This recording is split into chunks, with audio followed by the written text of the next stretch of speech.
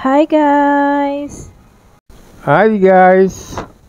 Kay kami ng tren. Sinusubukan kong si Francis yung mag-voice over. Bali, ang sabi niya doon, sumakay kami ng train. Ay, una sabi niya, hi guys! Sumakay kami ng train. So, ayan nga guys, sumakay kami ng train sa...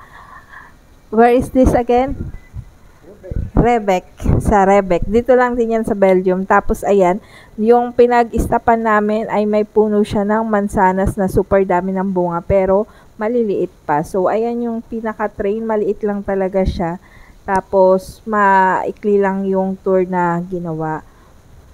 So, hindi siya lumiliko. Kinakabit na lang sa kabilang side yung pinaka-drive-van niya. So, ayan. May kinuha siya. May kinuha siya doon sa puno doon na gusto niyang ipakita. Yan na siya. Oui. Ça c'est des noisettes, comme tu manges.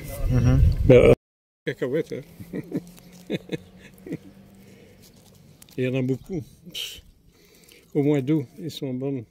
So, ayun nga, no, ang kinuha niya na gusto niya ipakita sa amin is yung noset, which is nuts dyan sa atin. Pero nakakita naman na kami nun, tapos hindi naman siya ready to eat na yung nakuha niya kasi maliliit pa. So, ayan na nga, nasa train na ulit kami.